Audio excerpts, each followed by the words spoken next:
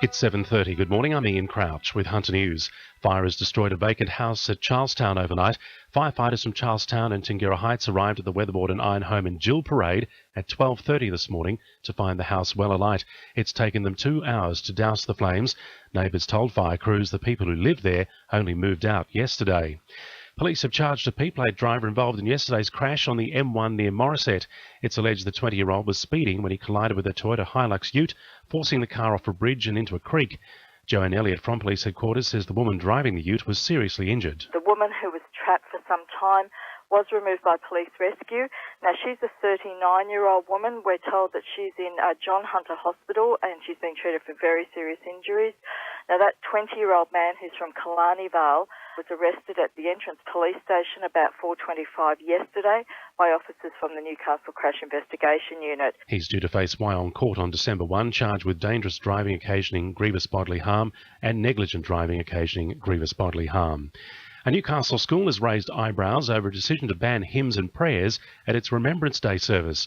From this year, Carrington Public School will no longer take part in a public service at the suburb's cenotaph, opting instead for a non-religious service without the Lord's Prayer and a hymn.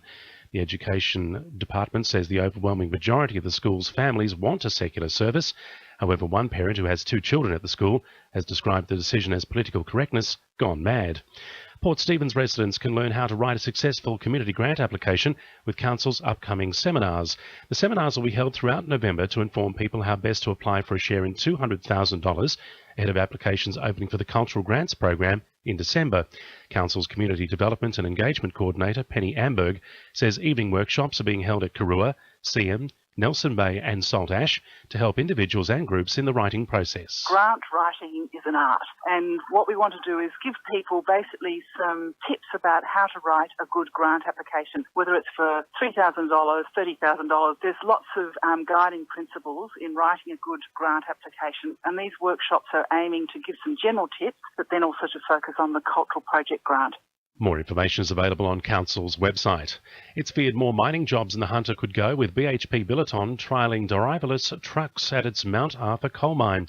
It's likely to start within the next 12 months and comes just days after the company announced it's cutting a further 150 jobs.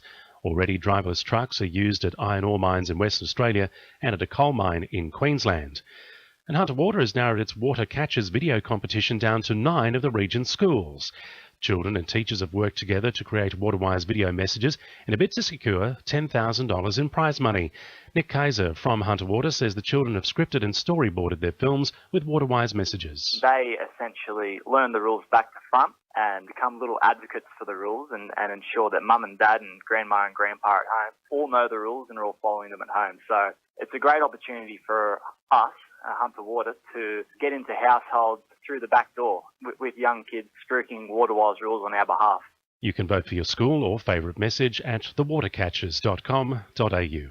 Now with sport, Belinda Delaceres. An injury cloud continues to hang over the Newcastle Jets as the squad pushes for its first win of the A-League season ahead of Friday's match against Brisbane Roar. Defender Scott Neville is expected to learn his fate today after suffering a groin strain in Saturday's 2-2 draw with the Victory. Meanwhile, ongoing injury is also likely to rule out fellow defender Adrian Madashi and midfielder Billy Selesky.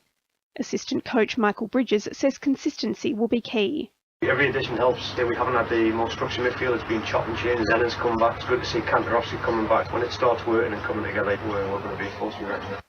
Meanwhile, the Jets youth are gearing up to face the Fijian under-20 national side in Edgeworth tonight as part of Fiji's preparation for the Oceania Championship qualifiers. The match kicks off from 6 p.m. And Lochinvar gelding Dexter Lowe has claimed a whopping 6.7-metre victory in Race 2 at Maitland Showground. That's sport. I'm Belinda Delas Harris. To a new RFM News Time, 26 to 8.